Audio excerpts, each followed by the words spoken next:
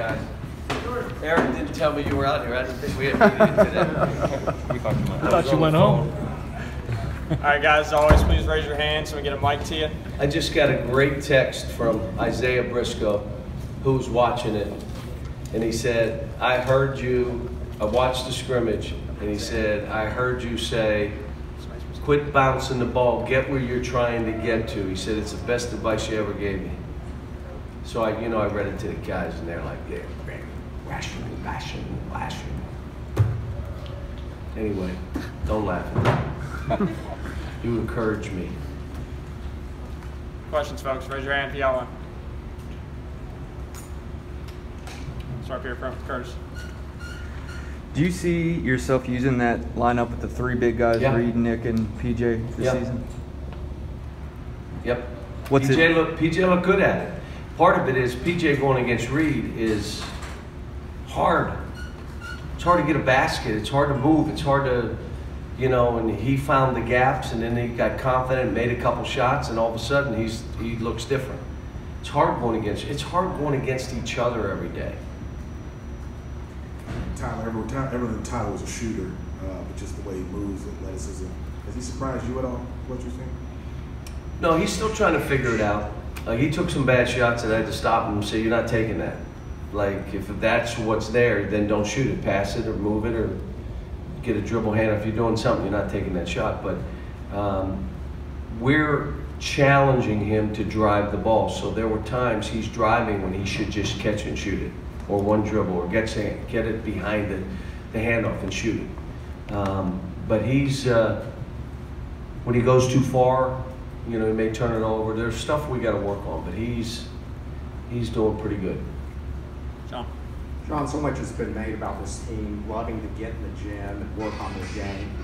In all your years of coaching, how much correlation is there between the way a team practices and success later on in the year?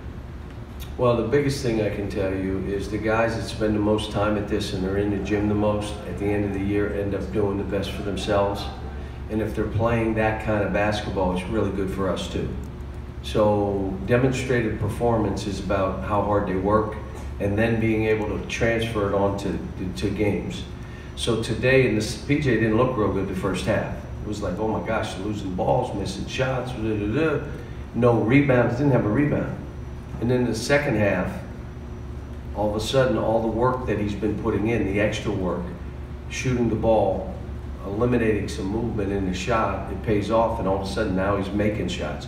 Jamal Baker, same thing. Jamal Baker now has been spending extra time with a coach, not himself, with a coach in that gym. Starts off 1 for 6. Bang, miss. Well, he hadn't played for a year. Then all of a sudden he gets comfortable, and then demonstrated performance kicks in, and he builds his own confidence. Not what I say or what I do or who you want to blame. And now all of a sudden you watch him, he's 4 for 5 in the second half. EJ told on himself.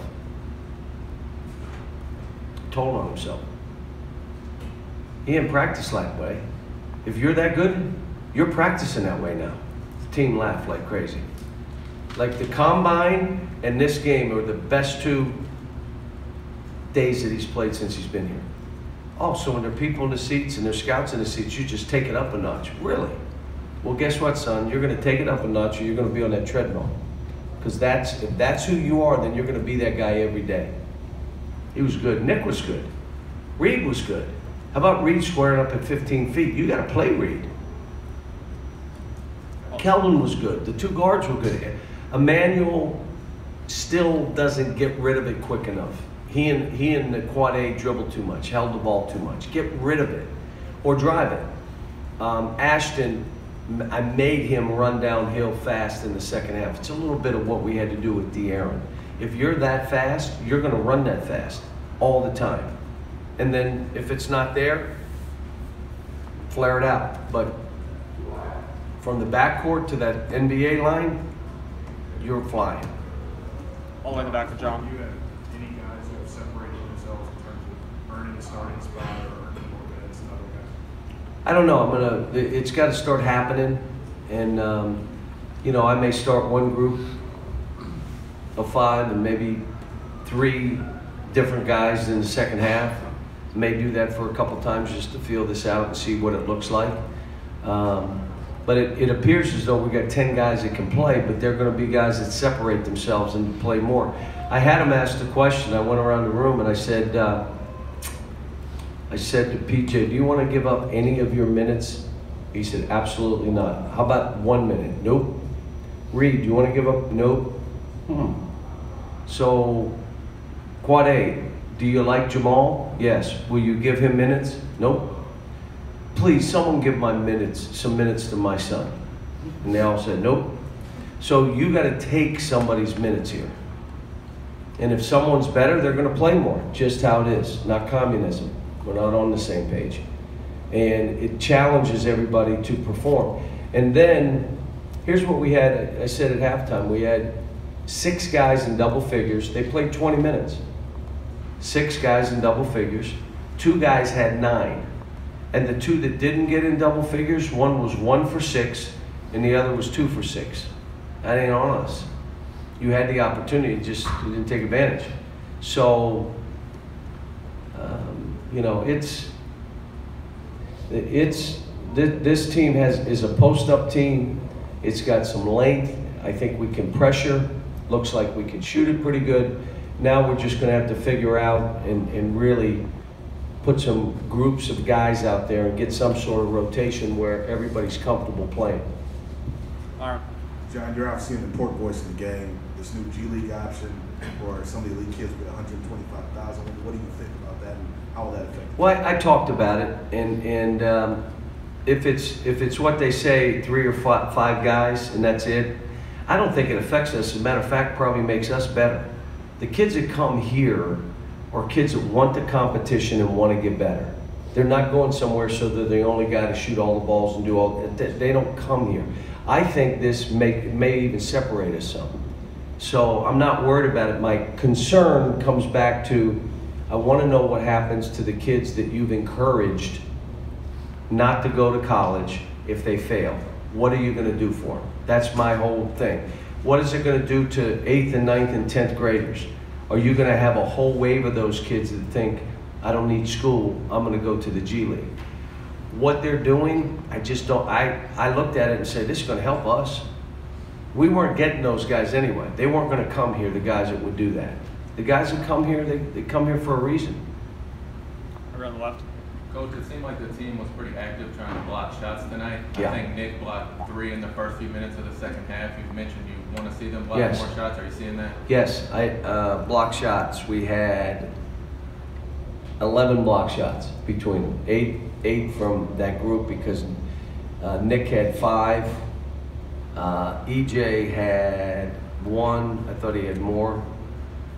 So, we had 11 total. EJ and PJ, I'd like, and even Reed if he can get a hand on 1 or 2.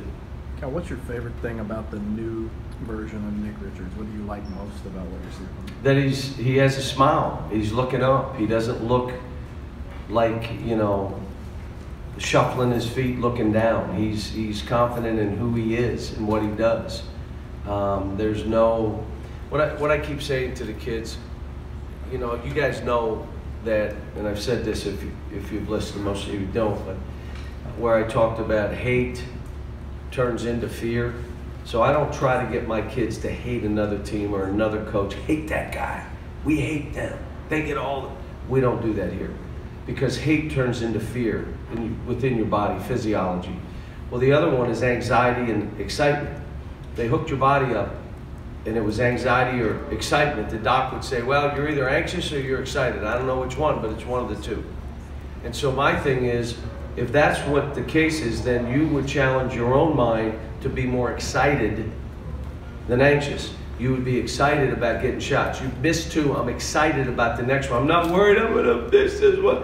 You're excited about shooting game winners. You're excited about trying to make 5 in a row. Or you could be anxious. And so we've been talking a lot about that to get guys in the right frame of mind. They've got to get themselves in there, and when they feel anxious, flip that switch and get to being excited. Jerry, last one. Jonte Porter of Missouri tore an ACL and MCL today in the scrimmage. I wonder what just a reaction to when something like that happens. I haven't eaten yet, and now I'm nauseous. I mean,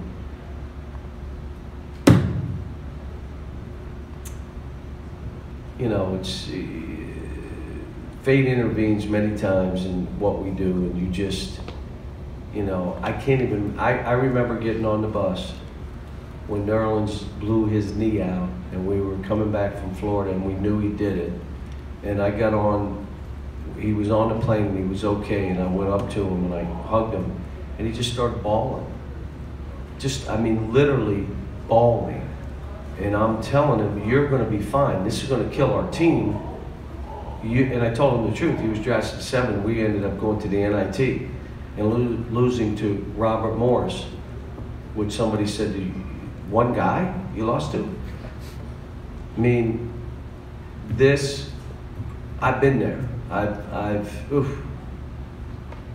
You know, my thoughts and prayers go to him and his family, and